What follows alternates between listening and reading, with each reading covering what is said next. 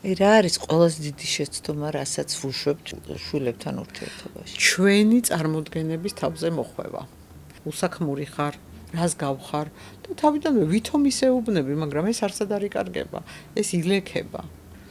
ანუ პირველ რიგში თუნდაც შვილებთან მიმართებაში საკუთარი თავი უნდა დავაყენოთ, ხო? ნებისმიერ სიტუაციაში ჯერ თავო და თავო, მერე ცოლო და შვილო. რა როლი აქვს მამას? ერთ-ერთი ყველაზე მნიშვნელოვანი ადამიანია ბავშვის ცხოვრებაში. საერთოდ დავიცავთ რამისგან ვერა. შვილებს? შობლის შვილისადმი სიყვარული უპირობოა თუ ამასაც რაღაც პირობა გააჩნია? და შვილი გიყვარს, იმიტომ რომ შენია, შენი შვილია. ჭირდება შვილებს ჩვენგან თავის შეწირვა? არა, რა თქმა უნდა. შვილზე ზრუნვა კი არ არის, საკუთარ თავზე ზრუნვაა. რომ მე არ ვინერვიულო. რო არ ვინერვიულო, შემდეგ რო არ შეწუხდა. პატივისცემა არის აუცილებელი. იქ სადაც პატივისცემა იშლება ნებისმიერი მხრიდან, იქ ურთიერთობას უკვე ფასი აღარ აქვს. გოგოები ძალიან ხშირად ირჩევენ ისეთ პარტნიორს, როგორიც მამა ყავდათ. და ბიჭებიც ირჩევენ ხოლმე ძალიან ხშირად დედას როცა გავს. რომ ბავშვობია ორი ბედნიერი მშობელი ყავდეს თუნდაც ცალ-ცალკე. ეპიზოდს წარმოგიდგენთ ტურისტული კომპანია Top Travel. ჩვენ გთავაზობთ მაღალი სერვისის სტანდარტებს და თქვენი მოგზაურობის სიმშვიდის გარანტიას. ყველაფერი, რაზეც ფიქრობთ, ხორციელდება Top Travel-თან ერთად. ბედნიერ მგზავრობას გისურვებთ.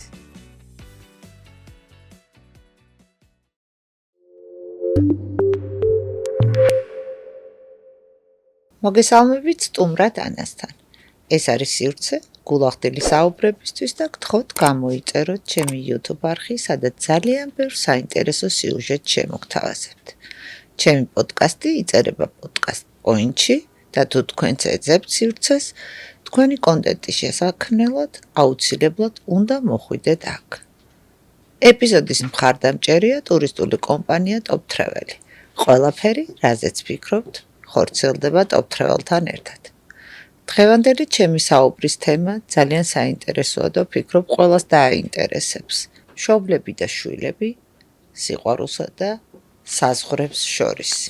დღევანდელი ჩემი სტუმარია ქალბატონი, რომელსაც წარდგენა არც სჭირდება, კოუჩი, ფსიქოთერაპევტი ქალბატონი ლალი ბადრიძე. გამარჯობა ქალბატონი ლალი, ძალიან დიდი მადლობა რომ გამონახეთ დრო. დამითმეთ დრო და მობრძანდით ჩემთან სტუმრად. და მინდა გითხრათ, რომ ალბათ თქვენი ჩანაწერების 80% მოსმენილი მაქვს და რაღაცნაირად ყოველთვის ვცდილობ, რომ გავითავისო თქვენი საუბარი. დიდი მადლობა ანა, მადლობა მოწვევისთვის და ძალიან მიხარია თუ უსმენთ. იმიტომ რომ ზუსტად ამიტომაც გეცდება ეს ყველაფერი, რომ ადამიანებმა რაღაც უშუალოდ, უბრალოდ, მარტივად გასაგებიანი ბევრი რამე ზუსტად მაგის თქმა მინდა, რომ ჩვენთვის გასაგებ ენაზე საუბრობთ ყოველთვის. დიდი მადლობა. პირველ რიგში მინდა დავიწყოთ კითხვით. რეალურად შობლის შვილისადმი სიყვარული უპირობოა თუ ამასაც რაღაც პირობა გააჩნია? რა ისეთი კითხვა დასვი, თუ მიუდგებით ამას ფსიქოთერაპიულად, მაშინ უპირობო სიყვარული არ არსებობს. და შვილი გიყვარს, იმიტომ რომ შენია, შენი შვილია. და თუ ჩვეულებრივ ადამიანურ ენაზე ვისაუბრებთ, მაშინ რა თქმა უნდა უპირობოა.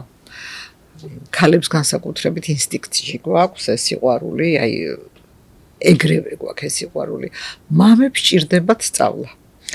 და აი ეს პირობებიც მაინტერესებს. თქვა თუ არსებობს კი რომელიმე დედასა და შვილს შორის პირობა რამე? დედის მხრიდან უფრო. რა გააჩნია რა შემ ინდივიდუალურია აბსოლუტურად, ხო? არიან დედები, რომლებიც შვილის გამო თავს წირავენ, არიან მამებიც, რომლებიც იგივეს აკეთებენ, თუმცა არიან რომლებიც არ იქცევიან ასე, ხო? ჭირდება შვილებს ჩვენგან თავის შეწირვა? არა, რა თქმა უნდა. არ სჭირდებათ არავითარ შემთხვევაში. მე არ ვლაპარაკობ იმ შემთხვევაზე, მე არ ვლაპარაკობ ისე თემაზე, როცა ეს არის აუცილებელი და სხვათა შორის, იცი, ძალიან საინტერესო ისტორიული ფაქტი არსებობს. ჩინეთში არ მახსოვს რომელ საუკუნეში ერთ-ერთი ნამდვილი ამბავია, ისტორიული ამბავია, ჩინეთის იმპერატორს მოკლედ ყავდა ერთადერთი ვაჟი, რომელიც ძალიან უყვარდა და დაემართა მას რაღაც დაავადება. და ძალიან ცუდად იყო. მოკლედ იწვა, დღითი დღე უკან მიდიოდა, ციებ-ცხელება ჰქონდა და რა არ უმკურნალეს და არაფერი არ უშველეს, სიკვდილის პირას იყო. იმპერატორი შევიდა მის ოთახში. მანამდე, უფრო სწორად რო გითხრათ, მანამდე ბრძენს ესაუბრა და ბრძენმა უთხრა ერთ-ერთმა, რომ ყველაზე ძვირფასი რაც გაქვსო, ის უნდა შესწირო სამყაროსო და შენი შვილი გამოჯამრთელდებაო. ყველა მიფიქრე, იმიტომ რომ მას ჰქონდა საოცარი ალმასი, რომელიც მთელ მსოფლიოში იყო ცნობილი, ისეთი ძვირფასი იყო და უთხრეს, რომ ეს ალმასი უნდა შეწიროო და მან თქვა, რომ არაო, ალმასზე არ არის საუბარიო, საუბარი ჩემთვის ყველაზე ძვირფასი რაც არის, ეს არის სიცოცხლეო და მე მზად ვარ, რომ ჩემი შვილის სიცოცხლეს, ჩემი სიცოცხლე შევწიროო. შევიდა შვილის ოთახში, სამჯერ თურმე შემოუარა აწრე და იძახდა, შენი დაავადება მე გადმომედოს, ჩემ სიცოცხლეს ვაძლევ შენი სიცოცხლის სანაცვლოდ. და იქ ესეთი რწმუნებულება არსებობდა, რომ თუ ამას აკეთებს ადამიანი, რომ სამჯერ წრეს დაარტყავს ადამიანს და ამბობს, რომ თავის სიცოცხლეს ცვლის მის სიცოცხლეში და მართლაც როდესაც მან დაასრულა რიტუალი, ამის მერე ნელა-ნელა უფლისწული წავიდა უკეთესობისკენ. ის გარდაიცვალა ცოტა ხანში და უფლისწული გამოკეთდა, რომელიც უკვე მართავდა მამის სახელი და სიკვდილის წინ მამამ შვილს ერთადერთი რამს თხოვა, მე მინდა რომ შენ იყო ისეთი მართველი, რომელიც სიმართლით და სიკეთით მართავს ქვეყანასო და თურმე ჩინეთის ისტორიაში ასეთი მართველი არც ყოლია და აყვავა იმ პერიოდში და ისეთი ყველაზე სამართლიანი და ყველაზე კეთილი მართველი იყო. ალბათ ეს ასე მოიქცეოდა ყველა მშობელი ამ შემთხვევაში. ყველა არა. არა? არა, რა თქმა უნდა. როდესაც შვილის სიცოცხლეს ეხება საქმე, ეგანა შენ ფიქრობ ესე. ძალიან მაგარი იქნებოდა რომ ყველა ასე ფიქრობდეს, მაგრამ ასე არ არის. ნახე, ჩვენ მე როგორც ფიქრობ ადამიანი, მგონია რომ სხვებიც ასე ფიქრობენ, მაგრამ არ არის ეს. სამწუხაროდ. რა სჭირდებათ შვილებს ჩვენგან ყველაზე მეტად? შვილებს ჩვენგან სჭირდებათ რომ თავი დავანებოთ და მივცეთ საშუალება რომ გაიზარდონ, ხელი არ შეუშალოთ სრდაში. და მივეხმაროთ, გვერდზე გავყვეთ და არ ვაიძულოთ და არ ჩვენი სტერეოტიპები არ ჩაუდოთ გონებაში, რომ აი ეს გინდა მაინც და მაინც და არა ის მივცეთ საშუალება რომ თვითონ გაიგოს რა უნდა. აი, სადღაც ეს ახსნის მეთოდიც ხო მაგას გულისხმობს, რომ რაღაცები ვასწავლოთ, რომელიც ძალიან ხშირ შემთხვევაში არ მოსწონთ შვილებს. და სწავლა ბავშვების შემთხვევაში პირდაპირ არის შენი ცხოვრება. შენ როგორც ცხოვრობ, შენი შვილი ზუსტად ისეთი იზრდება და მე გვიკვირს ხოლმე, რომ ასეთი რატოა. ნახე, აი ასწავლადია ხო ყველაფერი. რა თქმა უნდა, ნახე, ელემენტარული რო თქვა, ხო, ბავშვი რო პატარა უშლიან, მე არ დაისვარო, არ წაიქცე, ეს არ გააკეთო, ის არ გააკეთო, რო გაიზრდება, მე გინდა რომ ლიდერი იყოს, წარმატებული იყოს და სასწაულები აკეთოს და არ იცის. იმიტომ რომ სულ მშობელი შეშინებული ახსენდება, რომელიც ყველაფერს უშლის და სხვადასხვა ეს ბენელუქსის ქვეყნებში არის ძალიან კარგი გამოცდილება ბავშვს პირველი რასაც საბავშვო ბაღში სწოვენ ეს არის რომ უნდა იყიდო წყალგამძლე მთლიანი კომბინიზონი ჩექმები რეზინის და ნებისმიერ ამინჩი ბავშვები ყავთ გარეთ უშვებენ ტალახშიც უშვებენ წვიმაშიც ნებისმიერ ამინჩი რომ ბავშვმა გაიგოს არ უშლიან არაფერს აბსოლუტურად ისიც რა დამდუღრულ საჭმელს არ აჭმევენ, რომ ვაიმე ვირუსი არ შეხვდეს. მაქსიმალური თავისუფლება აქვთ. საინტერესოა. ჩვენ რაღაც ძალიან ხშირად გვინდა რომ ჩარჩოებში ყვავდეს და ეს არ არის კარგი, არც დედობა და არც მამობა და ეს არ არის ზრუნვა შვილზე. აი რა არის შვილზე ზრუნვა? მოდი ხეცი რა ის თქვათ რომ რა არის ეს შვილზე ზრუნვა კი არ არის, საკუთარ თავზე ზრუნვაა. რომ მე არ ვინერვიულო. რო არ ვინერვიულო, შემდეგ რო არ შევწუხდე. მოდი არ გაგიშვებ ბეშედ ექსკურსიაზე, რომ რამე არ მოხდეს. მე წყნარად ვიქნებ. რა თქმა უნდა, მე ვიქნები მშვიდად. არ მინდა რომ ეზოში ჩახვიდე რომ რამე არ იტკინო, იმიტომ რომ მე ჩემი თავის ტკივილი არ იყოს და უნდა ჩავიდეს, უნდა წაიქცეს. და მას იმედი უნდა ჰქონდეს, რომ მე ყოველთვის გვერდით ვიქნები, მის გვერდით, როცა დასჭირდება და ზრუნვა ზუსტად ეგ არის, ნახე, პატარა როცაა, რა თქმა უნდა, წლამდე ახლა ბავშვს რო არ უპატრონო და რო არ გამოყვებოდა, რო არ მიხედო, ხო, რა მოუვა, მოკვდება თავისთავად. და რაღაც 6 წლის ასაკამდე, ხო, ბავშვი ვერ იქნება მშობლების გარეშე. მერე თანდათან თუმცა არსებობს ხო შემთხვევები, როცა ბავშვი მარტო იყო ტყეში და მგლებმა გაზარდეს, მაუგლისი არ იყოს. და რა სჭირდება და სიყვარული ჭირდება მშობლობისგან და მე ხშირად ვამბობ ხოლმე რომ სამი აუცილებელი პირობაა ნამდვილი მშობლობის რა როდის არის დედა ნამდვილი დედა პირველი ეს არის უპირობო სიყვარული მეორე ეს არის უპირობო თავისუფლება და მესამე ეს არის ეს თავისუფლება ჩარჩოებში აუცილებლად რატომღაც გგონია ხოლმე რომ ეს უპირობო თავისუფლება უნდა იყოს პირდაპირი გაგებით უპირობო და არავითარ შემთხვევაში ეს თავისუფლება უნდა იყოს ჩარჩოებში ბავშვისთვის რაღაც უნდა იყოს დასაშვები რაღაც უნდა იყოს აკრძალული რაღაც უნდა იცოდეს რომ აი ამ დროს ეს შეიძლება ამ დროს ეს არ შეიძლება ბავშვებს ჭირდებათ ნახე დაცულობის შეგრძნება აქვთ ამ დროს როცა იციან რომ მაგალითად 9 საათზე იძინებს ან ტელეფონი აქვს 1 საათი მხოლოდ ბავშვი ამას ემორჩილება ძალიან ბედნიერად და საერთოდ არ ტრაგედია და შენ რო გგონია რომ აი ეს ყველაფრის უფლებასაძლევა არ არის სწორი ანუ არც ყველაფრის უფლება არ უნდა მივცეთ, არც ყველაფერი უნდა ზომიერად, ანუ ბალანსი უნდა იყოს აუცილებლად ამ ყველაფერს შორის და სრულწლოვანებამდე აუცილებლად ბავშვისთვის უნდა იყოს ნორმები. მერეც სასურველია, მაგრამ მე უკვე თვითონ აწესებს ამ ნორმებს და მანამდე ჩვენ უწესებთ, რომ რა არის მისაღები, რა არ არის მისაღები. როგორ უნდა მოიქცეს, როგორ არ უნდა მოიქცეს და ნახე ჩვენ ვაკეთებთ იმას, რომ მე როცა იზრდებიან შვილები პატივს არ გვცემენ.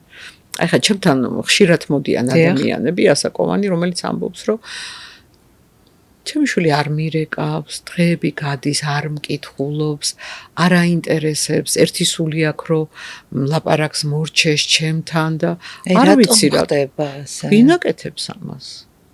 ჩვენ. აი რას ვაშავებთ? ეგ შედეგი როცა დგება. ვაშავებთ იმას, რომ არ ვიცით არას თქმა, ძალიან ხშირად. და ვთვლით, რომ ყველაფერი უნდა გაუკეთო შულს ამ ქვეყანაზე და ესე არ არის.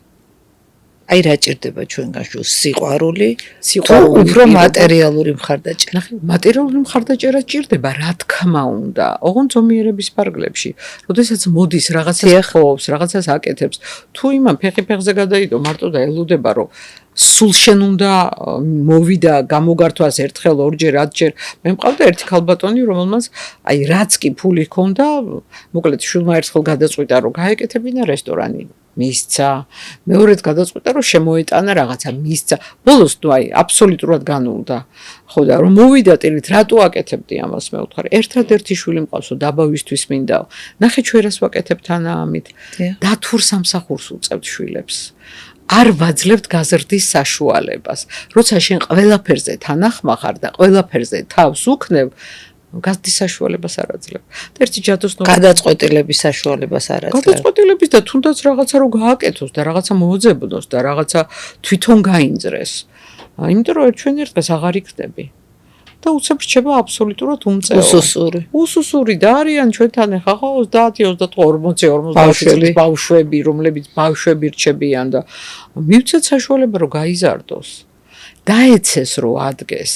ეს ძალიან მნიშვნელოვანია, რომ რაიმე არ წაიქცეს, რა მოხდა შეეშალოს, არ უნდა შეეშალოს.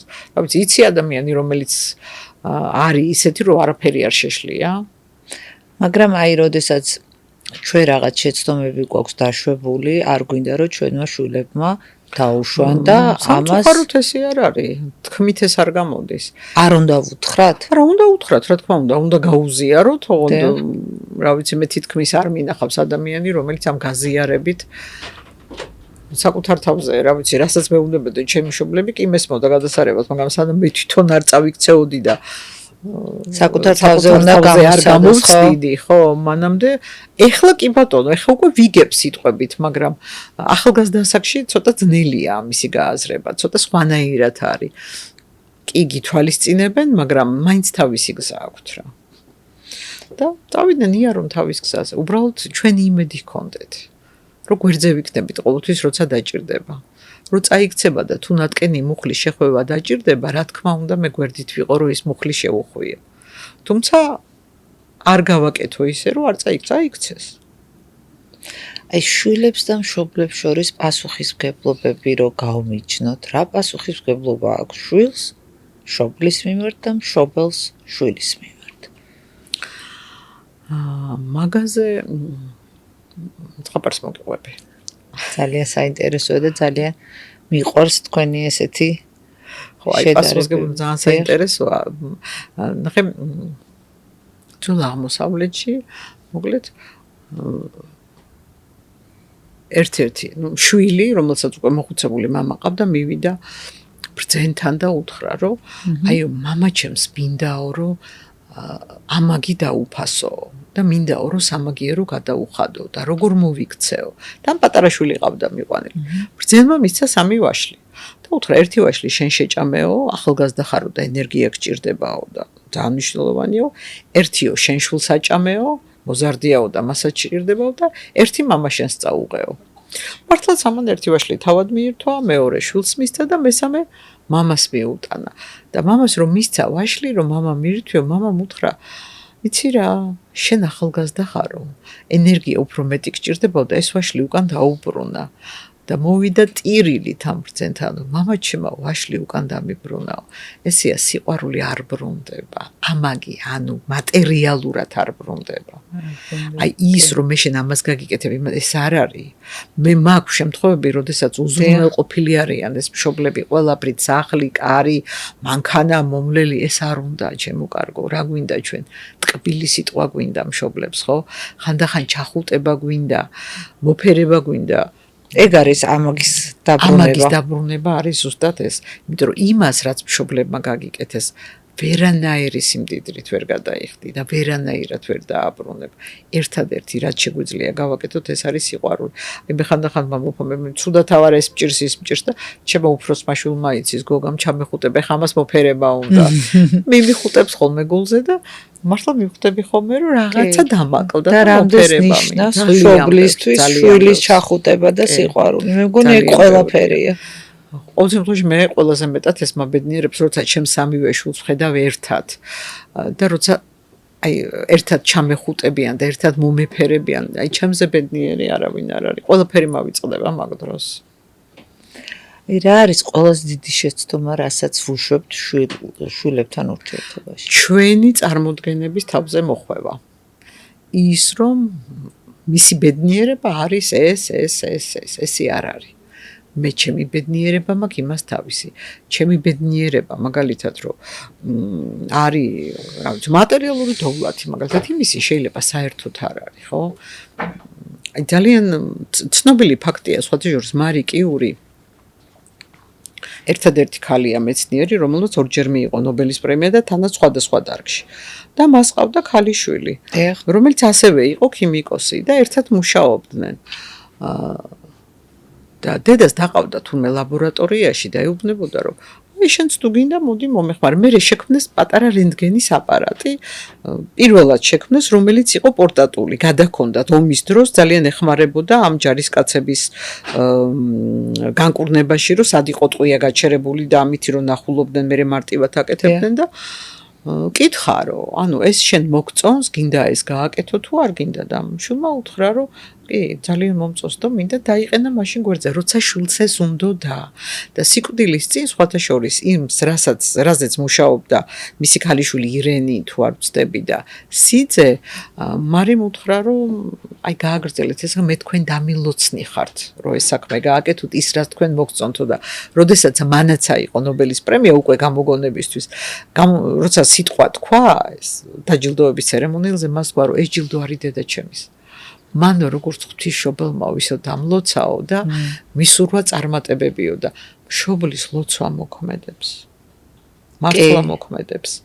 მშობლის დამოკიდებულება მოქმედებს და ძალიან ისეთი მნიშვნელოვანი არის ასეთი აღმოსავლელი პოეტი, სამწუხაროდ გვარი არ მახსოვს, რომელიც წავიდა რომ ქვეყანა შემოევლო და განათლება მიიღო და დედამ გაატანა ლამპარი და უთხრა რომ ყოველ საღამოო როცაო დაჯდებიო სამუშაოთო ეს ლამპარი აანთევდა მე ამ დროს შენ როცა ამას აანთებო მე ვილოცებ მაშინ შენთვის და მართლაც ეს ამ ლამპარს ანთებდა ყოველთვის ბევრი წლები იარა ძალიან დიდი ცოდნა მიიღო იცხოვრა რა ვიცი საოცარით საინტერესო ცხოვრებით და ერთვენიერ დღეს როცა ჩვეულებრისამებრ საღამოს დაჯდა სამუშაოდ ამ ლამპარმა ბჟუტვა დაიწყო ჩაქრა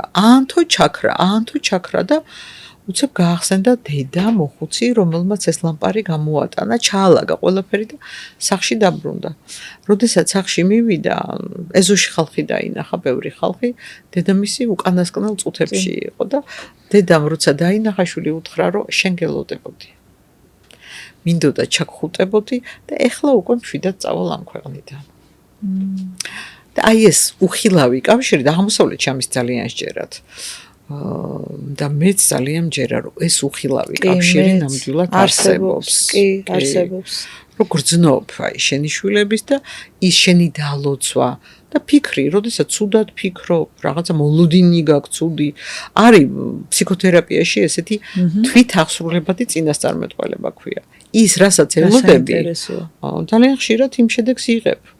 და იმ ბავშვისგანაც როცა ელოდები, ძალიან ხშირად იმ შედეგს იღებ. როცა ეუბნება, შენგან არაფერი არ გამოვა, უსაქმური ხარ, რას გავხარ და თავიდანვე ვითომ ისე უბნები, მაგრამ ეს არსად არ იკარგება, ეს ილექება. ხო და სიტყვას ძალიან დიდი ძალა აქვს და უნდა დავფიქრდეთ ხოლმე, რომ რას ვეუბნებით ჩვენ შვილს. და რას ვუშვებთ სამყაროში, კი. აი რა ზღვარი უნდა დაიცვას მშობელმა შულთან და შულმა მშობელთან. მე ვფიქრობ საზღვრების დაცვა არის ძალიან მნიშვნელოვანი, რომ როდესაც მინდა არა, თქმა უნდა ვთქვა არა. მიუხედავად იმისა, რომ შვილს შეიძლება ეს ეწყინოს და აი ხშირად როცა ჩემთან მშობლები მოდიან, რომლებსაც შვილებთან ისეთი დამოკიდებულება აქვს, ნახე რა ხდება. ორი კატეგორიის მშობელი არსებობს, ხოლმე უფრო ხშირად ამ ნეგატიური კუთხით ვამბობ. ერთი რომელიც შვილმა აწყენინა და ჭყუბობს, არის ერთ ამბავში, მეორე რომელიც გაჩუნდება, გადაყლაპავს ამ ყველაფერს და გავა. და ფიქრობს, რომ შვილი ამას შეამჩნევს, მაგრამ სამწუხაროდ შვილები ამას იშვიათად ამჩნევენ. გაბრაზებაზე პასუხი აგრესიაა, რა თქმა უნდა, და ამ დროს რა არის ერთი გამოსავალი. ერთი ჯადოსნური წინადადება. შენ მე უპატივცემულოდ მომექეცი და კეთილი ინებე სხვანაირად დამელაპარაკე. დამთავრდა. ეს უნდა უთხრა ძალიან მშვიდი ტონით, აუღელვებლად, თქო ამას უნდა ფიქრობდე, გრძნობდე. თუ ტელეფონზე როცა საუბრობ, მაგალითად შეიძლება ორი კვირა შვილი აღარ გამოჩნდეს, მაგრამ გავა ის ორი კვირა და აუცილებლად გამოჩნდება, უნდა გაძლო. მე ესე მგონია, თუმცა ეს არ ნიშნავს, რომ მე რასაც ვლაპარაკობ ჭეშმარიტება, მაგრამ მე გამოცდილება მესე მაჩვენა ამდენ ადამიანთა მოგეხსენებათ, ჩემი მიმართულება ურთიერთობებია და მაგ მიმართულებით მუშაობ, ეს იქნება შულთან თუ წყვილებს შორის ურთიერთობა, მე რაც დავინახე წლების მანძილზე არის, რომ პატივისცემა არის აუცილებელი. იქ სადაც პატივისცემა იშლება ნებისმიერი მხრიდან, იქ ურთიერთობას უკვე ფასი აღარ აქვს. იქ სიყვარულიც იშლება და პირველი ვისი პატივისცემა გვინდა? საკუთარი თავის. იმიტომ რომ თუ მე წაშლილი ვარ, თუ მე შენ ყველაფერზე თავს გიქნებ, თუ ჩემ საკუთარს ყოველთვის გვერძევდებ და პატივს არ ვცემ საკუთართვის, არ შენ არ ვცემ და მე გასწავლი ამას. როგორ არ ვცე პატივი? ანუ პირველ რიგში თუნდაც შვილებთან მიმართებაში საკუთარი თავი უნდა დავაყენოთ. ნებისმიერ სიტუაციაში, რა თქმა უნდა. იცი, სულ მიკვირდა ხოლმე ეს გამოთქმა, ჯერ თაო და თაო, მერე ცოლო და შვილო. ხო და ფიქრობდი რა ეგოისტური ანდაზაა მეთქი, მაგრამ თურმე მართლა ესეა. ჯერ საკუთარ თავს უნდა სცე პატივი. ნახე ანა ის როცა მაგალითად მე არ მაქვს საქმე არაფერი და მიტოვებენ შვილიშვილებს გამიკეთე საჭმელი დამილაგე მომეხმარე უკვე როგორ არის ვალდებული ხარ ვალდებულებაში გადადის და ეს არავინ ამისი მადლიერი არ არის აბსოლუტურად. ჩვეულებრივ არც შეგითანხმებენ, ბავშვები უნდა დაგიტოვო. როცა შენ დაკავებული ხარ, შენი საქმე გაქვს, შენი სამეგობრო ყავს, შენი ჰობი გაქვს, უნდა იცოდე, რომ შენი სივრცე და შენი არეალი უნდა გქონდეს ნებისმიერ შემთხვევაში. მე უკვე ზრდასრულ შვილებზე ვლაპარაკობ, რა თქმა უნდა, პატარები რა თქმა უნდა პრიორიტეტში აუცილებლად შვილები არიან თავისთავად.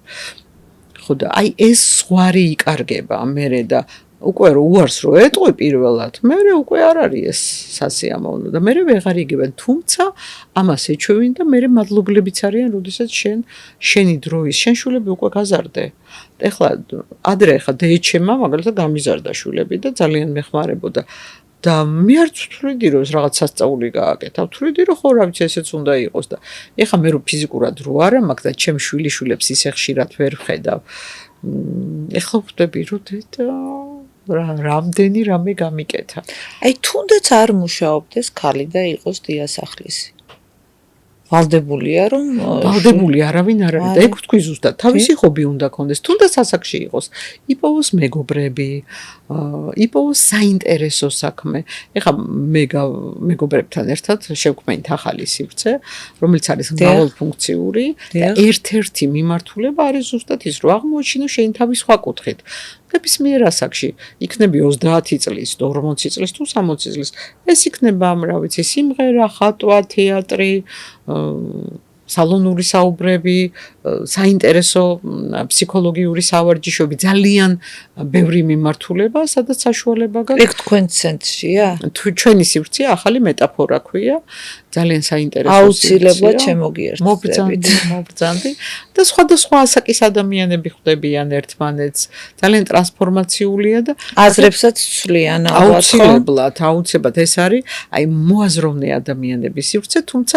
სახალისო ძალიან ბევრი ხდება და იქ 22 წლის ახალგაზრდასაც შეუძლია თავისთვის საინტერესო რამე იპოვოს და 60 წლისაც და ადამიანმაც ნახოს რომ ასაკი არ არის განაჩენი არ ნიშნავს რომ ამ ასაკში მე რამეს არ ვისწავლი ნებისმიერ ასაკში შეიძლება ეს ეხლა უფრო წამოვიდა თორე ადრე 40 წელს რო გადაცილდებოდა ადამიანი ნუ რაღაც უნდა რამე კი, იცი, საერთოდ დაბერების ასაკად ეხლა 75 წლიდან იკრება მოხუცებულობა.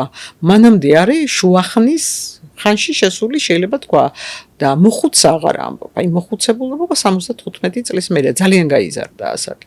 ძალიან. ეხანდელი ბებია და მაშინდელი ხა ერთ და იგივეა. ნამდვილად არა და რაღაც ადამიანების ფსიქიკა და ფსიქოლოგია ისე დონეზე მივიდა რომ თვითონაც თვლიან რომ არა აი თქვათ თუნდაც აი ხანში შესული ხალხი ახალ ცხოვრებას იწყებს ახალ საქმეს იწყებს და ეს აი ზუსტად წეღარაზე საუბრობდით რასაც ვუშვებთ ის გვიბრუნდება იცი ეს გამოიწვია ცხოვრების დონის აწევამ ესეთი დონე ხო არასოდეს არ ყოფილა პრაქტიკულად ქალის საქმე ძალიან შემცირდა ხო და აღარ არის იმდენი რამე გასაკეთებელი ოჯახში ადრე ხალხს რო ყველაფერი უნდა ეკეთებინ ახლა ყველაფერს მანქანები აკეთებენ კი ბატონო და ბევრი დრო გამონთავისუფლდა ძალიან და როდესაც უკვე ხარ იმ ასაკში რომ აღარ იცი რა გააკეთო საჭმელი შენი გასაკეთებელი აღარ არის ხშირად მაგალითად სახლი შეიძლება შენი დასალაგებელი არ არის ან იმასაც უბრალოდ გამოიყენებ იქ პილასოსი გაქვს იქ ჭურჭლის არეცხი მანქანა გაქვს ეს გაქვს და ბევრი დრო გამონთავისუფლდა და აი ეს დრო ძალიან მნიშვნელოვანი რომ შევსებული იყოს შვილიშვილებთან ურთიერთობა ერთი სიამოვნება და რა თქმა უნდა ესეც უნდა იყოს ოღონდ არა ულიმიტოდ ბავშვებს ჭირდებათ მშობლები აუცილებლად აი როდის წყვეთ შვილი მშობლის იდეალიზაციას არ ვიცი ზოგი არასოდეს არ წყვეტს არის ეგეთიც კი არის ესეთიც მე მახსენდება ერთ-ერთი იაპონელი იმპერატორი იყო მე მგონი მე-15 საუკუნეში თუ არ ვცდები ხა მახსოვს რომ იაპონიაში დგას ქანდაკება მისი ხა მხედართ მთავარი იყო იაპონიაში ეს დიდი ამბები დაიწყო მოკლედ რაღაც ახალი დინასტიის დამფუძნებელია ტანის დინასტია ქვია თუ არ ვცდები და შვილმა მოახდინა რევოლუცია ისიც ისეთი ძალიან ჭკვიანი მებრძოლი და ისეთი იყო და ყველა რო ელოდებოდა რომ იმპერატორი გახდებოდა ეს ახალგაზრდა კაცი იმპერატორი მივიდა და მამას უთხრა, რომ ჩვენ გვარში შენ ხარ მეთაური და იმპერატორი უნდა გახდე შენ. შვილმა მამას მიართვა ეს იმპერატორობა. თუმცა მე ისეთი რამე მოხდა, რომ უფროსმა ძმებმა მოინდომეს მისი ტახტიდან ჩამოგდება, მისი მოკლა და მას მოუწია ძმების მოკლა და მამასთან რომ მივიდა და უთხრა, რომ აი ესეთი რამე მოხდაო, მამა ატირდა და ერთადერთ ცოცხლად გადარჩენილ შვილს ჩაეხუტა და ძალიან როცა დაუძლურდა, იმპერატორობა მას გადასცა. და შვილმა მის უკვდავსაყოფად დადგა ძეგლი, რომელსაც სკოლებში ისწავლება იაპონიის სკოლებში ეს ისტორია და მან თქვა, რომ მამაჩემმა მიანდერძა სიკეთე, ისიც იაპონიაში სხვათა შორის აყვავების ხანა იყო, როდესაც ეს დინასტია მოვიდა სათავეში და ის მამის სიტყვებს სახელმძღვანელოდ იყენებდა მამამისის სიტყვებს, რაც მამამისმა დაუბარა, რომ სიკეთე, გვალმოქმედება და ადამიანების დახმარება და ესეც ცხოვრობდა. და შეცვალა მოკლედ იაპონიის ცხოვრება და ალბათ იმიტომაც არიან დღეს ესეთი სასწაულები. და დღესაც თავმასცემენ ამ მამის ქანდაკებას. აი თუ არსებობს იდეალური მეთოდი შვილის აღზრდის, რომ შვილი გაიზარდოს აბსოლუტურად ჯანსაღი და ბედნიერი. არსებობს ეგეთი? არ არსებობს ეგეთი. იცი რა, არ არსებობს შობელი, რომელიც შეცდომებს არ უშვებს, ხო?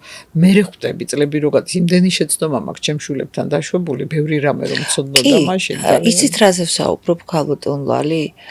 ყველა ვუშვებთ შეცდომებს, მაგრამ აი რაღაც თეორიულად არსებობს იმის შანსი, რომ აი მე თუ მივყევი იმ ყველაფერს, შვილი გაიზრდება იდეალური და ბედნიერი. აი იდეალური რა არის? მოდი ჯერ ეს ვთქვათ. ბედნიერი მოდით. ბედნიერი ხო და ეს ბედნიერებაც ყოველთვის სხვადასხვა რამეა. ბედნიერების შეგრძნება რომ იცოდეს. ხო, ალბათ ის რომ მან იპოვოს თავისი თავი. იცოდეს რა უნდა, ნახე ადამიანება ძალიან ხშირად არიციან რა უნდა, რა ახარებს, რა ბედნიერებს. მშობელზე დამოკიდებული არის ის, რომ მე ჩემ შვილს ეს ბედნიერების შეგრძნება არ ჩაუხშო. და როცა მას მოსწონს სიმღერა, არ დავაძალო მათემატიკის მეცადინეობა. ამას ძალიან დიდი მნიშვნელობა აქვს, რომ მივყვე ჩემ შვილს გვერდზე გავყვე. მოსინჯოს, კი ბატონო, ეს მოსინჯოს, მაგრამ თუ ეს მას არ აბედნიერებ, ჩემ ბედნიერება, მის ბედნიერება არ არის.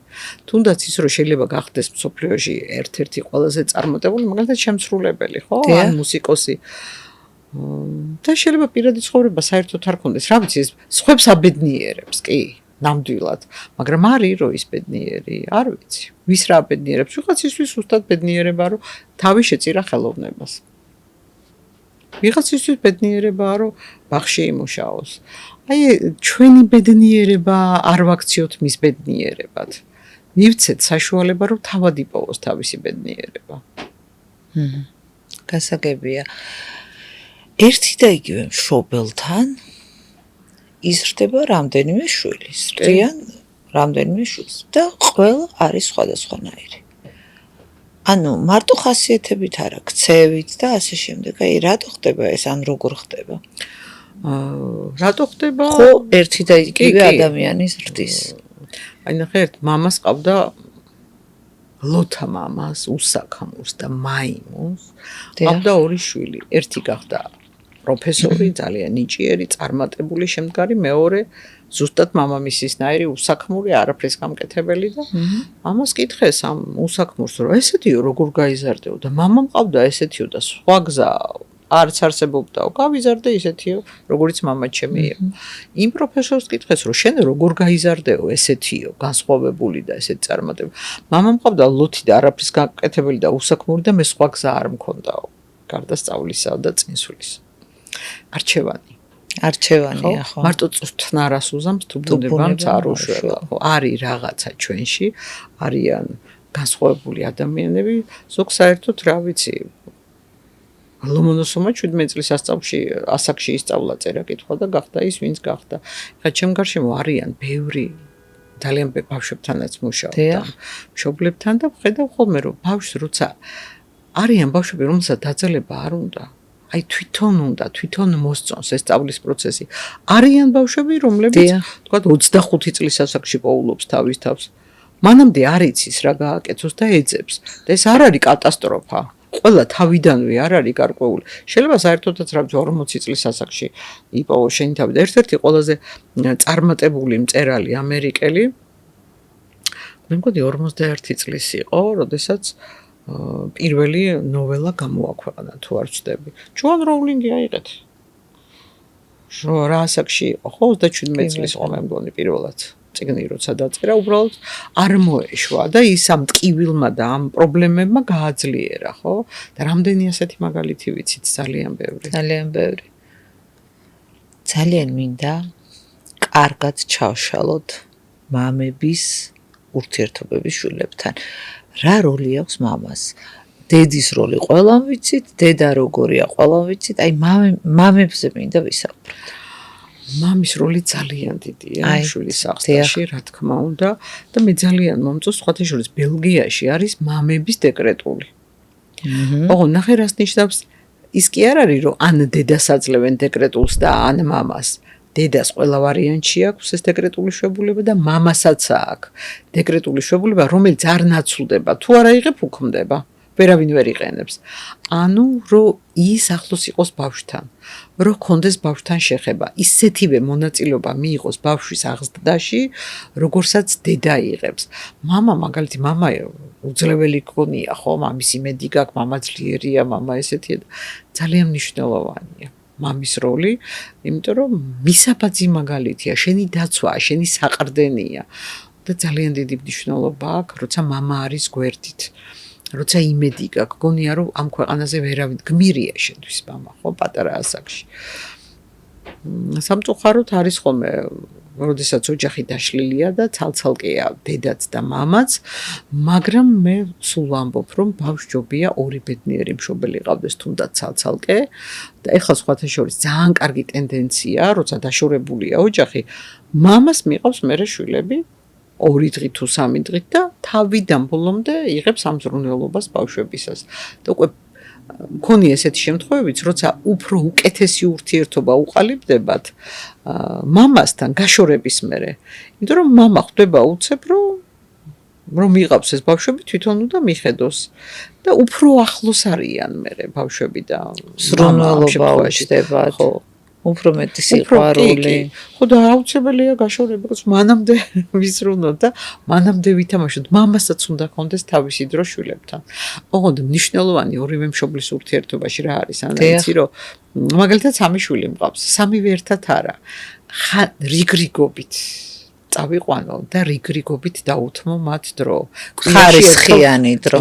აი მე ეს პერიოდი უნდა ვიყო უფროსი შვილის, მაგალითად.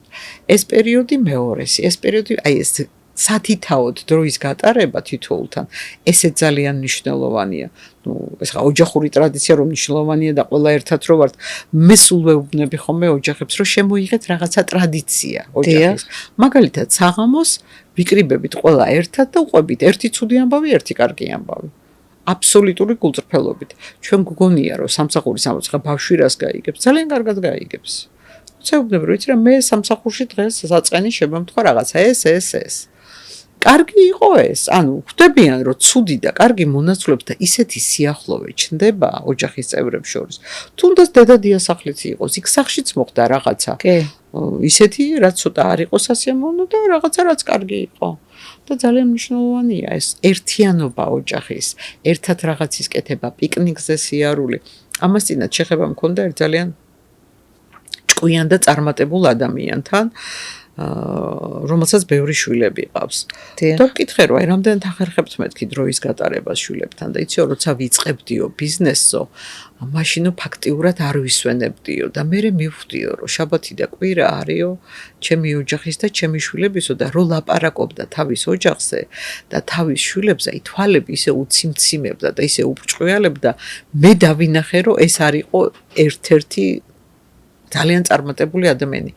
მე დავინახე რომ ეს წარმატებული ადამიანი იყო ოჯახში. რომ ეს იყო მამა და ყველაზე მნიშვნელოვანია ნამდვილად.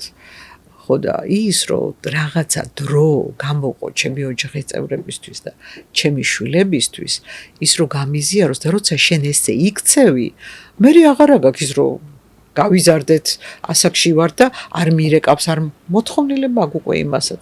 ხანდახან შეიძლება დაგირეკოს და რჩევა კითხოს, როცა რჩევა საერთოდ არ ჭირდება, მაგრამ შენი ხმის გაგონება უნდა. დედის თუ მამის მნიშვნელობა არ აქვს და ეს მამაზეც რა ვიცი, მე მგონია რომ ერთ-ერთი ყველაზე მნიშვნელოვანი ადამიანია ბავშვის ცხოვრებაში. სწორება აქვთ ხოლმე მამაზე. ბიჭები ცდილობენ რომ მამას დაემგვანონ, ან არ ცდილობენ და ავტომატურად ესე ხდება და გოგოები ძალიან ხშირად ირჩევენ ისეთ პარტნიორს, როგორიც მამა ყავდათ. თუნდაც როცა ცუდია ეს მამა, ადარებენ, ხო? კი არ ადარებენ, არაცნობიერად ხდება, იცი, შეჩვეული ჭირი ჯობიაო შეუჩვეველსო. აქ იცის როგორ მოიქცეს, ამას კი არ იაზრებს. ან იცის რომ კაცი უნდა იყოს ესეთი. ხო, ეგეც არის, რომ ან შეიძლება ისეთი სხვანაირ ადამიანს გაყვე, მაგრამ ისე იქცევი, რომ ეს კაცი დროთა განმავლობაში მამაშენს ემსგავსება. ძალიან ხშირად ქალები ვძერწავთ ხოლმე იმ მეორე ნახევარს, რომელიც ყვავს, ან ვირჩევს ისეც, როგორიც მამა, თუმცა არსებობს, რომ შეიძლება აბსოლუტურად მამის საწინააღმდეგო ტიპაჟი ერჩი, იმიტომ რომ ეს იმდენად არ გინდა, რომ გინდა სხვანაირი იყოს. მაგრამ ყველაზე კარგია, რომ შენი მოძებნო, შენ რა გინდა, შენ როგორი ადამიანი გინდა, როგორ თითქავდეს. და ბიჭებიც ირჩევენ ხოლმე ძალიან ხშირად დედას როცა გავს. აი, რამდენად მნიშვნელოვანია ოჯახში ცოლ-ქმრის ურთიერთობა. მე არ გულისხმობ ჯგუფს და ეს მნიშვნელოვანია. ჯგუფიც უნდა იყოს. ხო, აი ამას ბავშვები უნდა უყურებდნენ. უნდა უყურებდნენ. მართლა? აი, მაშინ ეგ ძალიან საინტერესო თემაა. მე არ ვლაპარაკობ ჩაგუშალეთ ძალიან ყებას და უბედურებას არა, მაგრამ ითი რა კამათს უნდა უყურებდნენ, იმიტომ რომ უყურებთ, ხო, ჯანსაღ ადამიანებს გვაქვს სხვადასხვა აზრი და ვკამათობთ და უნდა იცოდნენ, რომ ეს ჩვეულებრივი ადამიანური მომენტია და რა ვიცი, არის ადამიანი, რომელსაც არ უკამათია, ხო არის, მე არ ვლაპარაკობ რაღაცა საშინელებას და ცემატყებას, მაგრამ ის რომ შეიძლება რაღაცაში ვერ შევთანხმდით, შეიძლება რაღაცა მეწყინა, რაღაცაზე გავბრაზდით, ჩვეულებრივი ადამიანური მომენტია და ძალიან ხშირად რასაკეთებენ ხა უმალავენ ბავშვებს ყველაფერს და ჩვენი ერთ დღეს უცებ ეუბნებიან რომ ჩვენ გადავწყვიტეთ დაშორება და ბავშვი გაუგნებულია. ვერ გაიგო, რატო შორდებიან, უსიამოვნება და პროტესტი უჩნდება და ვერ იღებს ამას ვერაფრით. იმიტომ რომ სინამდვილე არ იცის. არ იცის როგორ იყვნენ მშობლები და რა ხდებოდა ამის უკან. მე შეურაცხყოფაზე არ მაქვს ლაპარაკი, ის რომ რაღაცა უთანხმოება, ბავშვაც უნდა იცოდეს რომ არის. მე ესე მგონია. აი, ზოგადად მშობლების გაცილება ბავშვისთვის ძალიან მნიშვნელოვანი ტრამვაა. აი, ეგეც მინდა რომ იცი რა გააჩნია რა შემთხვევაში. თუ ბავშვი უყურებს მართლაც ემატყებას და უსიამოვნებას, ზოგჯერ ეს არის ამოსუნთქვა და გამოსავალი. და კიდევ მეორე, ბავშვს ურჩევნია ორი ბედნიერი მშობელი ცალ-ცალკე, ვიდრე ორი უბედური ერთად. ის როდესაც ხა ამას წინათ მქონდა შემთხვევა, ბავშვი გოგონა რომელიც გაიზარდა ოჯახში, მამა მუდმივად ღალატობდა დედას და ბავშვი ხედავდა ამ ყველაფერს და თვითონაც დაეწყო შეყვარებულთან ეს პრობლემები, ანუ რა კუთხით, სულ აკონტროლებს ყოველნახევარსაჯდომი, შიშები, შფოთვა, გადატანა აქ გონია, რომ ყველა კაცი ესეთი უნდა იყოს. რომ ყველა კაცი ესეთია, მაგრამ მე ვთხარი რომ აი დეჩი მეჩხუბობდაო, ამაშობოდა, იმაშობოდა, მაგრამ შეიცვალა მამაშენი არა. ხო და რასაკეთებ მეთქი ამით? ანუ რასაკეთებს, ვითომ აკონტროლებს, მაგრამ თუ ადამიანს წასვლა უნდა, ვერავინ და ვერაფერი ვერ დაიჭერს. ის კონტროლი შენი შიგნიდან არის, შენ გაქვს დისკომფორტი, თორე ის ადამიანი თავშეურაცხყოფილად ხსნობს, იმიტომ რომ არც უფიქრია ღალატი, ხო? მაგრამ ძალიან ხშირად ჩვენ ვაფიქრებთ თვითონ. თუ შენ თვითშეფასება შესაბამისი გაქვს. თუ იცი რომ რა ვიცი რატო უნდა გიღალატოს, რატო უნდა იფიქრო საერთოდ ამაზე რომ შენ შეიძლება გიღალატო. როცა სიყვარულია, როცა ნდობაა. ხო და როცა ეს ჩნდება, იქ ესე იგი პრობლემებია და სამუშაოა რა თქმა უნდა. საერთოდ დავიცავთ რამისგან შვილებს? ვერაფრისგან ვერ დავიცავთ. მე მგონია რომ ვერა. ერთადერთი დაცვა ჩვენ რაც შეგვიძლია ის რომ გავზარდოთ ღირსეულ ადამიანად, ღირებულებებიან ადამიანად. ამაზე მეტი დაცვა არ არსებობს, გავზარდოთ სიყვარულით სავსე ადამიანად, თორე რა ვიცი რომ შევფუთოთ და გალიაში ყვავდეს, ხო ცხოვრება აღარ ექნება. ერთ-ერთ გადაცემაში თქვენ გადაცემის წამყვანებს შესთავაზეთ ასეთი თამაში. მე მოგცე, მოგყიდი ჩემს უარყოფით თვისებას და შენ მომყიდე შენი დადებითი თვისება. ძალიან საინტერესო თამაში იყო. ნახეთ, აი მე ვთქვათ, ვარ ფეთქებადი, ასე შემდეგ. მე ამ რაღაც პროცენტს მოგყიდით თქვენ ოღონდ ამ ჩემს ცუდ ხასიათს ისე ლამაზად და განახებთ, რომ მოგინდებათ თქვენ ამისი ყიდვა, არ გახსოვთ? არ მახსოვს, მაგრამ ეგ თამაში ნახე მე მაქვს ასეთი ჯგუფებთან ხომ მუშაობ ამ პიროვნული ზრდის ჯგუფზე და სავარაუდოდ რაღაც მსგავსზე ამბობთ, იმიტომ რომ ჩვენ გვაქვს ესეთი ნაკლების აუქციონი. საკუთარი ნაკლი უნდა გაყიდო და ჯგუფში არის ეს აუქციონი და ყველა თავის ნაკლს ყიდის. და ის უნდა წარმოაჩინოს შენი ნაკლი, რომ ვიღაცას ყიდვა მოუნდეს. ალბათ ეგ არის, კი, ეგ იყო. ხო, აღარ მახსოვს, იმიტომ რომ ალბათ ადრე იყო. ხო და ის როცა ნახე ყველაფერს, შვილებთან, მშობელს და შვილს შორისაც თუ შეიძლება ესეთი თამაში. ყველაფერს თამაში შეიძლება. და რა მოაქვს მაგ თამაშს, რას გვასწავლის? ეს უკვე ჩამოყალიბებულ და ზრდასრულ ადამიანებზეა, რა თქმა უნდა, ლაპარაკი, თორე ხა ბავშვს რო უთხრა, რომ სიზარმაცე კარგიაო, თუმცა ნახე, მე ვამბობ, რომ ბავშვებს მიეცით სიზარმაცის უფლება. და მახსოვს ერთ გადაცემაში ვიყავი და ამას ყვები, რომ ბავშვებმა უნდა იზარმაცონ და ანონსში მოუჭრიათ დანარჩენი, ანუ რომ განმარტავ რაზეა ლაპარაკი და ჩემ მეგობარი მირეკავს რა გვიქენიესო ჩემ დედამთილი მირეკავს დაგერო ლალის მოусვენდა იძახის რომ ბავშვები უნდა იყვნენ ზარმაცებიო მე ვთქვი რა რომ ანუ უნდა იზარმაცონ ბავშვებმა ოღონდ ზომიერების ფარგლებში ბავშვს დღეში უნდა ჰქონდეს 1 ან 2 საათი სრულიად თავისუფალი ტელეფონის კომპიუტერის ყველაფრის გარეშე უბრალოდ რა ვიცი იკოტრიალოს, რაც გინდა აკეთოს. იმიტომ რომ მარტო ამ მდგომარეობაში მოდის კრეატიული აზროვნება, შემოქმედებითობა, მარტო მოდის არაფრის კეთების დროს. ხო, მაგრამ ბავშვისთვის თავისუფალი დრო არის ტელეფონი. გასაგებია, მაგრამ უნდა თავიდან როგორც გაზრდი, ისეც იქნება. მე ვიცი ბავშვები, რომლებმაც ტელეფონი საერთოდ არ იციან. ხო, მაგრამ აი გარემო პირობები იმას რომ ხედავენ, მაგრამ ნახე თუ მე თავისუფლება ჩარჩოებში მაქვს და მაქვს დღეში 1 საათი ტელეფონი ან 2 საათი ტელეფონი, მე უკვე ვიცი რომ იმის იქით არ მომცემენ ტელეფონს. უკვე ამას შეგუებული ვარ და ბავშვები ამას არც დღე ჩარჩოები სჭირდებათ. და თუ მე მინდა და უფრო ხშირად რა ხდება, მშობელს ეზარება ბავშვთან ურთიერთობა. არ უნდა. ურჩევნია მისცეს ტელეფონი და მშვიდად იყოს. და შეეჩეჩებენ ამ ბავშვს ტელეფონს და მე იძახენ ტელეფონში მთელი დღე აბა ეკონტაქტე და ეთამაშე. არც გაახსენდება ტელეფონი. განსაკუთრებით პატარა ასაკში. ნუ გარდა ტექის ასაკში და მე თანდათან რა თქმა უნდა უფრო იცვლება ეს დამოკიდებულება და ეხა გარეთ ხა პლუს მეგობრები ვლაპარაკობთ ადრე იყო რომ ამოდი სახში მშობლები ეძახოდნენ ეხა არის რომ აძალებთ რომ ჩადი ესოში. ხო სამწუხაროდ ეს რეალობა მოიტანა ამ კომპიუტერულმა განვითარებამ, ესეც ამ დროის შედეგია, მაგრამ რა ვიცი, უნდა ვეცადოთ ყველაფერი გავაკეთოთ, რომ ბავშვებთან ის რომ გადავწყვიტე, ნახე, 1 საათი ან 2 საათი, რა ვიცი, უტელეფონოთ, მეც უტელეფონოთ ვარ. პიკნიკზე მივდივართ, მე არ ვზივარ და არ მუშაობ ტელეფონში.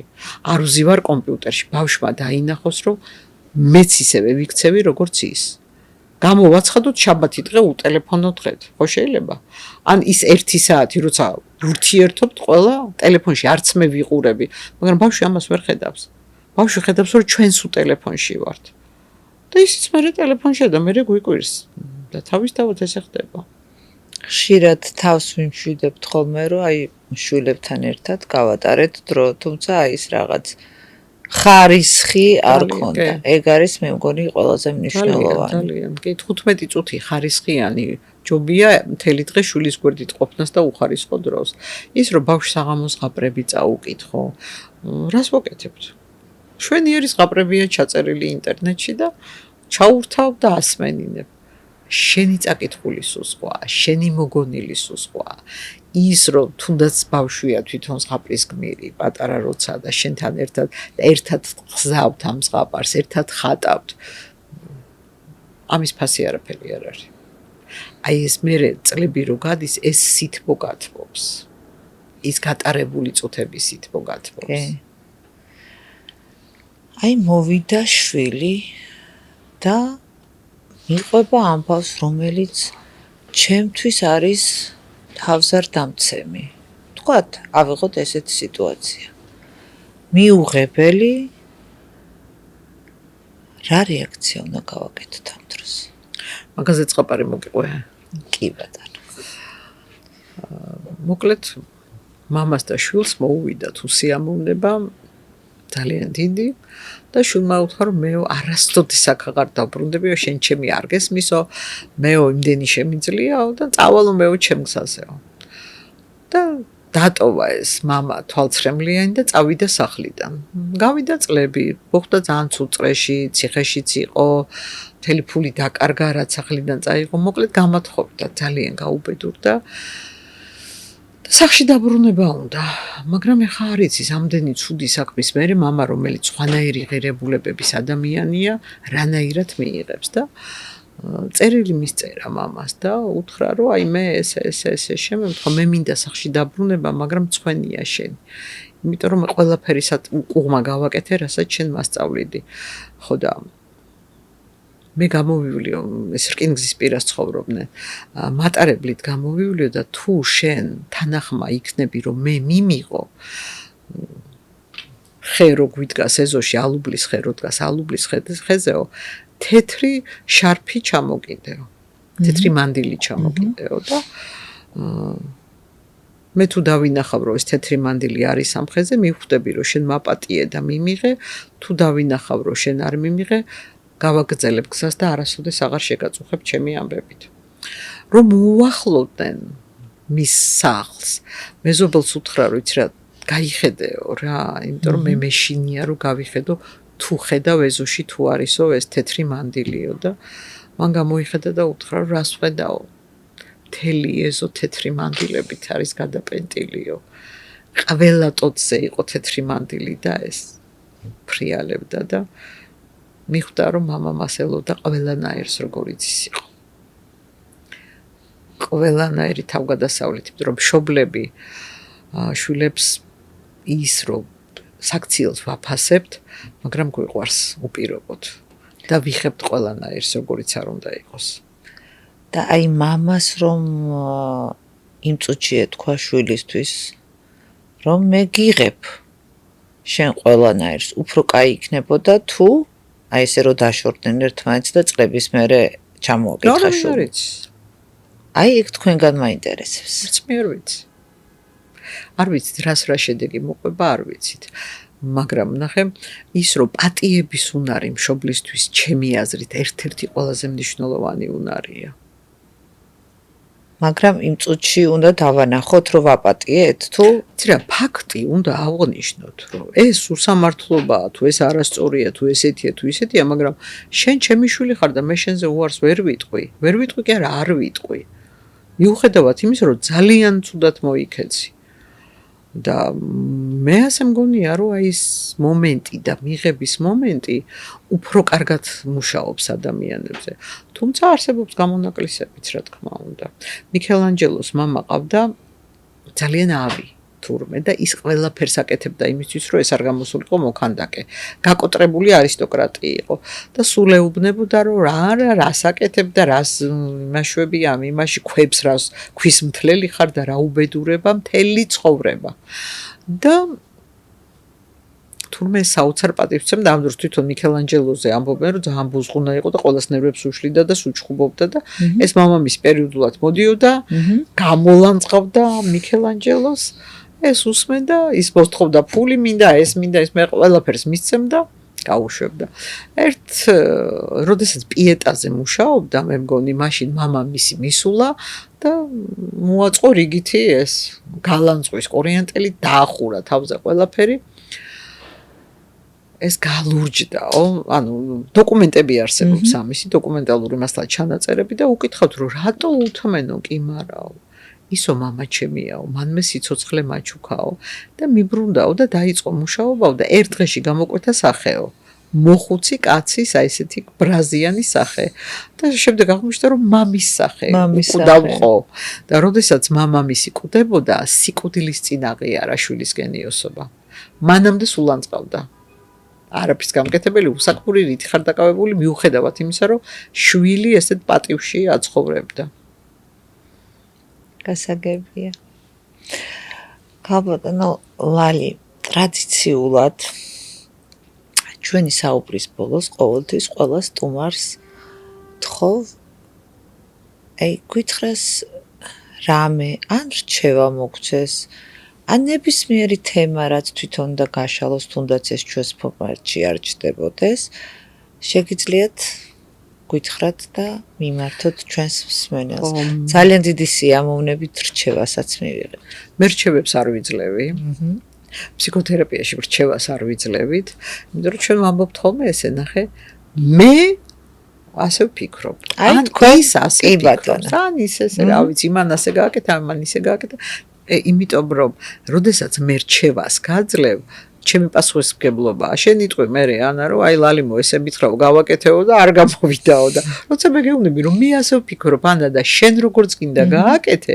უკვე შენი პასუხისმგებლობაა აი პასუხისმგებლობას თვის მაგივრად აღება არის ერთ-ერთი ცუდი მომენტი განსაკუთრებით შვილის მაგივრად პასუხისმგებლობა რადგან ამ თემაზე ვსაუბრობ ჩვენ ძალიან ხშირად ჩვენ ვიღებთ პასუხისმგებლობას საკუთარ თავზე შვილის მაგივრად და ეს არ არის სწორი მას უნდა კონდეს თავისი პასუხისმგებლობა რომ მიიღოს არჩევანი გააკეთოს რა საკიდან იცი რა რაც უფრო ადრე მივაჩვევთ არჩევანის გაკეთებას უკეთესია თუნდაც ტანსაცმელი მაგალითად როცა მიდის სკოლაში უბრალოდ უნდა დაუდო მაგალითად სამი ვარიანტი ოღონდ სამივე ისეთი როგორც შენ გაწყობს და უთხრა რომ აი ამოირჩიე რომელიც გინდა ჩაისვი მას რჩება ეს ილუზია რომ აბსოლუტურად თვითონ გააკეთა არჩევანი თუმცა გააკეთა მაგრამ ეს არ ნიშნავს რომ ზაფხულში წავა და რა ზამთრის ტანსაცმელს ჩაიცვეს თუმცა მეორე ვარიანტიც არის ეტყვი რომ აი მინდა მეც რაღაც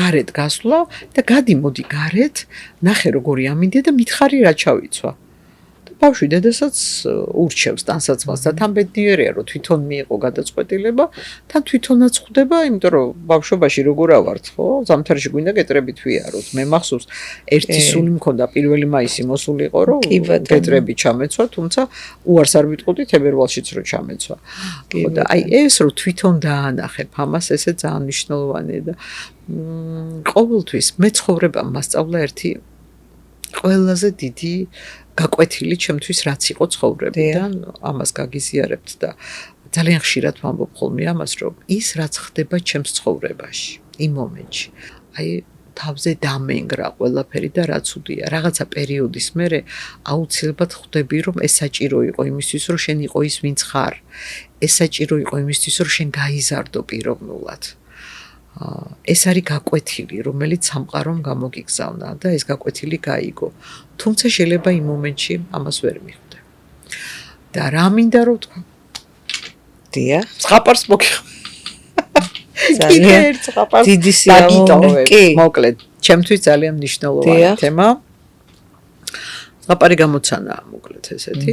კაცი მოდის ტყეში და მოსდევს ვეფხვი. მორბის ეს და მოსდევს ეს ვეფხვი და უნდა დაეციოს სადაც არის და უფსკრულის პირას მოხვდება გასაქცევი აღარა გადახტება და ხედავს რომ ამ რო გადახტა უცბად ვაზის ტოტი იყო ესეთი დიდი გამოწული და ამას ჩამოეკიდა დაბლა ჩაიხედა და ხედავს რომ დიდი ურჩხულია პირია გაღებული და ელოდება ეს როდის ჩამოვარდება მაგრამ ეს ჩამოკიდებული ყოჩაღად არის ამ დროს ხედავს რომ ამ ვაზის ტოტს თეთრი თაგვი და შავი თაგვი ღრნია და უცებ შეამჩნია ვაზის ძირში მარწყვი და რო შეხედა ძალიან მოუნდა ეს მარწყვი და ერთი ხელი გაუშვა ამ ტოტს და მოწყვიტა მარწყვი შეჭამა და თქვა ღმერთო ჩემო რა გემრიელიო რაზეა ეს ზღაპარი.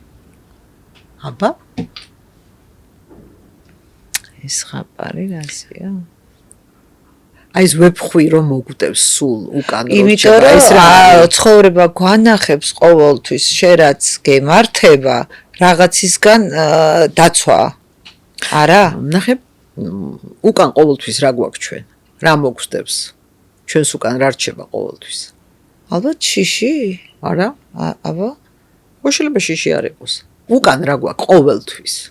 ყველა ადამიანს უკან რა გვჩება? წარსული. მართალი ხარ? აჰა. ის ბოლოს რო სულ ყველას რა გველოდება? უფსკრული.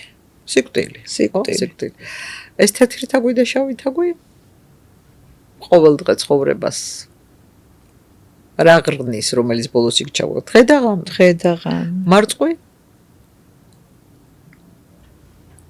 ეს მარწყვი ვერ ამოხსენე. ეს მარწყვია ყველაზე მთავარი. მარწყვი არის აქ და ახლა ყოფნა. აქ და იმითი ტკბობა რაც გვაქვს. აი ხა მე და შემსაუბრობთ, ხო? დიახ. მე აქ ვარ თავიდან ბოლომდე. არც იმაზე ვფიქრობ, რომ სად მივდივარ ამის მერე, არც მანამდე სადაც ვიყავი, უბრალოდ სიამოვნებას ვიღებ ამ მომენტით. და აი ამისი სწავლა არის ყველაზე მნიშვნელოვანი. რჩევებს რა თქმა უნდა არ ვიძლევი, დიახ. მაგრამ ვამბობ, რომ თუ ისწავლი აქ და ახლა ყოფნას, თუ ისწავლი იმით სიამოვნების მიღებას და იმის დაფასებას, რაც გააქვს, ეს არის ბედნიერება. იმიტომ რომ წარსული უკვე წარსულია და აღარ არსებობს, მომავალი ჯერ არ დამდგარა და ესეც არ არსებობს და ერთი ფასი აქვს. ცხოვრება არის ახლა აი ამ წუთას და ჩვენ ძალიან ხშირად რას ვაკეთებთ, ან წარსულზე ვდარდობთ და ეს დეპრესიას იწვევს. ან მომავალზე ვფიქრობთ, ეს შფოთს იწვევს და აქ და ახლა არ ვცხოვრობთ. ნახე? კი ბატონო. აი ეს დავაფასოთ. აი ის რაც დღეს გვაქვს. ძალიან საინტერესოა და უღრმესი მადლობა ქალბატონო ლალი აი ესეთი საინტერესო საუბრისთვის. გაიხარეთ. თქვენ კი ვინც გვიყურეთ და გვისმინეთ ძალიან დიდი მადლობა. თქვენი ემოციები ჩემთვის ძალიან მნიშვნელოვანია და გთხოვთ გამოიწერეთ ჩემი YouTube არხი. გემშვიდობებით მომავალ ეპიზოდამდე.